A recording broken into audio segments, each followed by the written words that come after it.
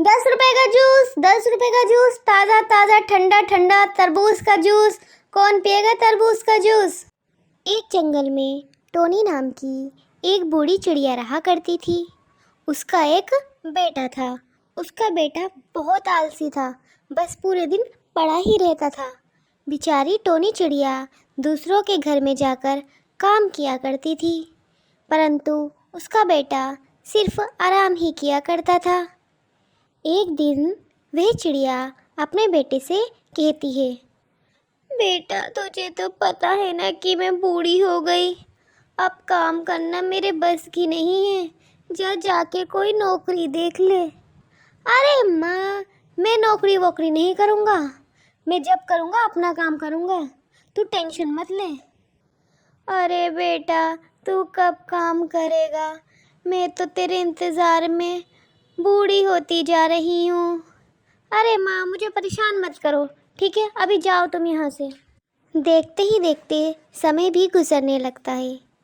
एक दिन बेचारी टोनी की बहुत ज़्यादा हालत ख़राब हो जाती है। वह बीमार पड़ जाती है। उसका बेटा उसके पास आता है। वह अपने बेटे से कहती है, बेटा अब तो मैं बीमार पड़ गई। जाके अब तो कोई काम कर ले, वरना मैं ऐसे ही बीमार पड़े पड़े मर जाऊंगी। मेरे पास तो इतने पैसे भी नहीं कि किसी अच्छे हॉस्पिटल में जाके इलाज करा लूं। माँ, मुझे माफ़ कर दो। मुझे पहले ही काम कर लेना चाहिए था। तुम्हारी इस हालत का जिम्मेदार मैं ही हूँ। मुझे माफ़ कर दो माँ। जाके कोई काम धंधा कर ले, शायद इतने पैसे आए कि मैं दवाई ही ले आऊँ। हाँ माँ, तुम फिक्र मत करो, मैं कोई ना कोई काम ज़रूर करूँगा। ये कहकर काला कौवा घर से निकल पड़ता है।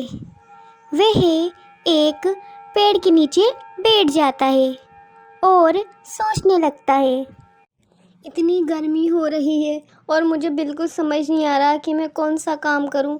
मैंने तो आज तक कोई काम नहीं किया है। मुझे तो कोई काम भी नहीं करना आता। कैसे कोई काम किया जाता है, मैंने तो ये सीखा ही नहीं। मुझे बिल्कुल समझ नहीं आ रहा कि मैं क्या करूं। वह देखता है कि एक पक्षी तरबूज लेकर घर जा रहा होता है। वह उसे देखकर उसे एक विचार आता है, क्यों ना मैं तरबूज का जूस बेचने लगूं। गर्मियाँ भी हो रही हैं और ये विचार बिल्कुल सही है। मैं अभी जाकर तरबूज लेकर आता हूँ।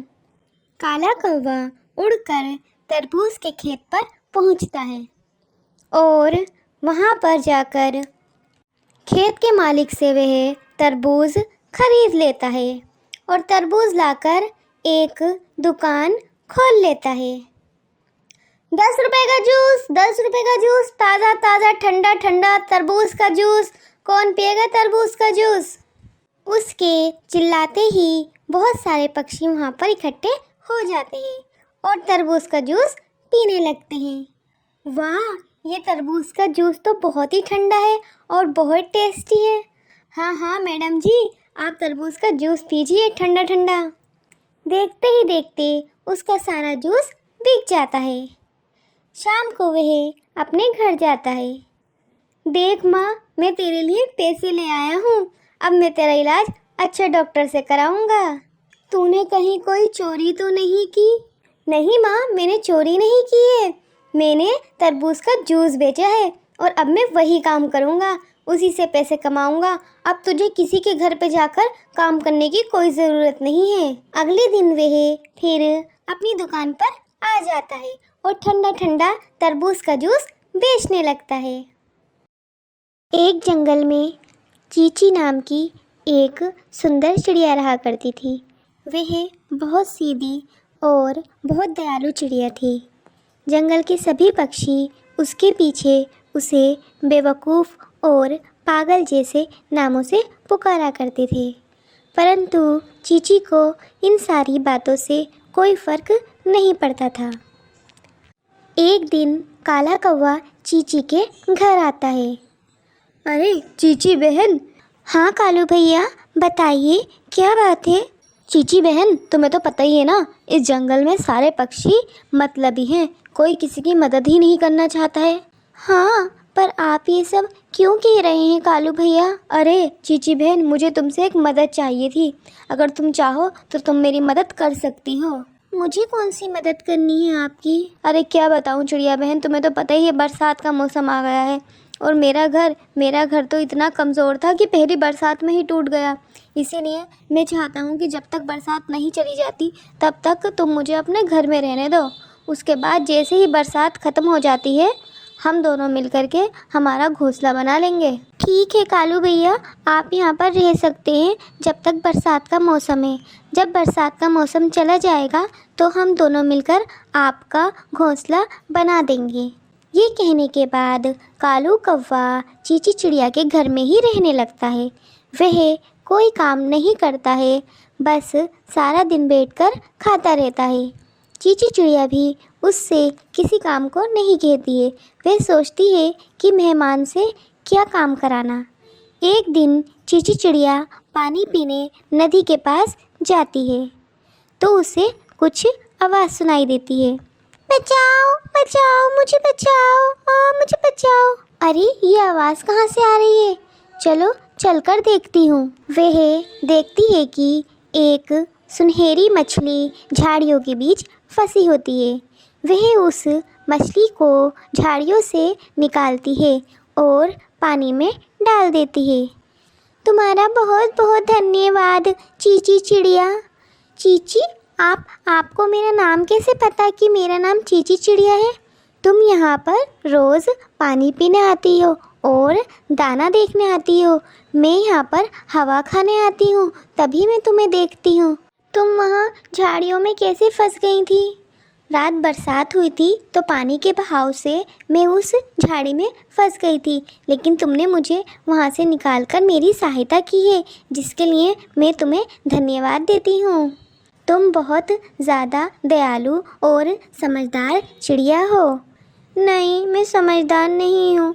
मुझे पता है जंगल के सभी पक्षी मेरे पीछे मुझे मूर्ख बोलते हैं, मुझे बेवकूफ़ बोलते हैं, पर मुझे इन सारी बातों से कोई फ़र्क नहीं पड़ता, क्योंकि मेरी मम्मी ने मुझसे कहा है कि कोई आपके बारे में कुछ भी कहे, हमें इसकी परवाह नहीं करनी चाहिए, हमें अपना कार्य करना चाहिए। वाह, तुम तो बहुत ही समझदार हो चीची। अगर तुम्हें कभी भी किसी चीज़ की ज़रूरत पड़े तो तुम मेरे पास आना। ठीक है सुनहरी मछली, अब मैं चलती हूँ। समय के साथ साथ बरसात का मौसम भी बीत जाता है। अब चीची चिड़िया काले कौवे से कहती है, काले कौवे भाई, आपने कहा था ना जैसे कि बरसात का मौसम बीत जाएगा तो हम मिलकर आपका घोंसला बनाएंगे। तो चलिए, बरसात का मौसम बीत चुका है, अब हम आपका घोंसला बनाते हैं। मेरा घोंसला? ये घर छोड़ के मैं नहीं जाऊंगा, ये ही मेरा घर है। तू बना अपने लिए घोंसला। ये आप कैसी बातें कर रहे हैं? ये तो मेरा घर है, मैंने कितनी मेहनत से बनाया है। ये तेरा घर था, अब ये मेरा घर है। आप ऐसा कैसे कर सकते हैं? वह चीची चिड़िया को धक्के मार के घर से बाहर निकालता है। उन दोनों की आवाज़ सुनकर जंगल के दूसरे पक्षी भी वहाँ इकट्ठे हो जाते हैं। अरे कालू भाई, तुम क्या कर रहे हो? चीची को उसी के घर से निकाल रहे हो? ये चीची का घर नहीं है, मैंने इस घर के पैसे दिए हैं इसे बरसात से पहले। इसने मुझसे बरसात से पहले अपने घर के पैसे ले लिए हैं और अपना घर बेच दिया है। मैंने इसे तरस खा के इस घर में रहने दिया कि चलो बरसात निकल जाएगी तो ये चली जाएगी, लेकिन ये तो मेरे घर पर हक जताने लगी, मेरे घर से निकल ही नहीं रही है। ये आप कैसी बातें कर रहे हैं कालू भैया? आपने कब मुझे पैसे दिए और मैंने कब अपना घर बेचा? चीची चिड़िया, जब तुमने अपना घर बेच दिया है तो तुम्हें इस घर में नहीं रहना चाहिए, हमें तुमसे ऐसी उम्मीद नहीं थी। बेचारी चीची चिड़िया कुछ नहीं कहती और नदी के पास आकर बैठ जाती है। वह रोने लगती है। उसकी आवाज़ सुनकर सुनहरी मछली उसके पास आती है। अरे चीची, तुम्हें क्या हुआ? तुम रो क्यों रही हो? रो नहीं तो क्या करूं? मैं दयालु हूँ, मैं किसी पर भी बहुत जल्दी भरोसा कर लेती हूँ, इसीलिए पंछी मेरा फ़ायदा उठाते हैं, जैसे कालू भैया ने उठाया। उन्होंने मुझसे कहा कि वे बरसात तक मेरे घर में रहेंगे, उसके बाद उनका घोंसला बनाएंगे हम। लेकिन अब उन्होंने मेरा ही घर छीन लिया और मुझे घर से बाहर निकाल दिया। तुम फिक्र मत करो, मैं तुम्हारे लिए इस बरगद के पेड़ पर घर बना देती हूँ। सुनहरी चिड़िया जादू से चींची चिड़िया के लिए घर बना देती है। चींची चिड़िया अब उस घर में रहने लगती है और वह जब चाहे अपनी दोस्त सुनहरी मछली से मिल लेती है।